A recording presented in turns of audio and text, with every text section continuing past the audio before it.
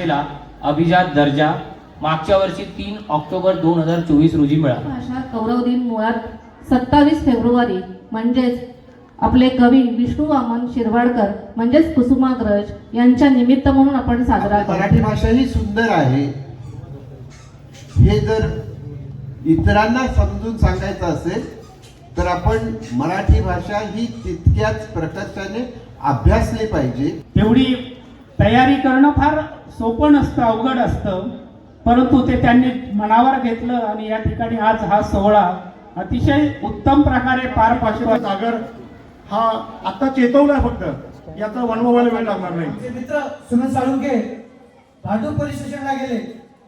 त्यांनी पत्र दिलं आणि त्यांनी सांगितलं असा प्रकार भांडूपच्या बाहेर झाला तरी चालेल, पण भांडूप मध्ये घडता कामा नये. महाराजांची कीर्ती बेबान होती. इतिहास घडवणारी माणसं इतिहास विसरू शकत नाही आणि इतिहास विसरणारी माणसं इतिहास घडवू शकत नाही. हा महाराष्ट्राचा इतिहास आहे. माझ्या शिवबाचा जन्म 19 फेब्रुवारी 1630 ला शिवनेरीवर झालाय. कशासाठी? स्वराज्य घडवण्यासाठी, सुराज्य घडवण्यासाठी.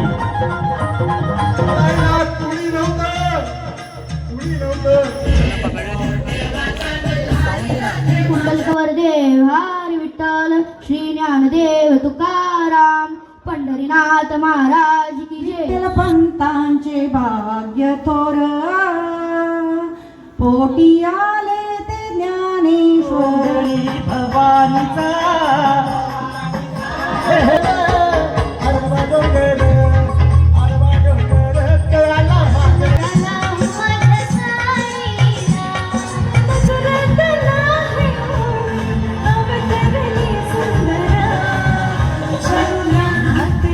महाराष्ट्राच्या हितासाठी यासाठी सगळे कार्यक्रम यात राबवण्याची अशी शपथ या पुस्तकात आहे. आणि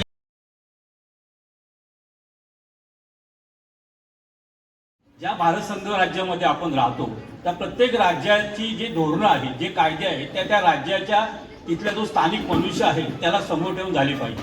म्हणजे महाराष्ट्र राज्यातली जी काही धोरणं आहेत किंवा कायदे होतात ते इथल्या मराठी माणसाला समोर ठेवून झाले पाहिजेत, ही आपली मागणी आहे. आणि ही मागणी का करतो त्यामागची पार्श्वभूमी आपण या पुस्तकामध्ये दिलेली आहे.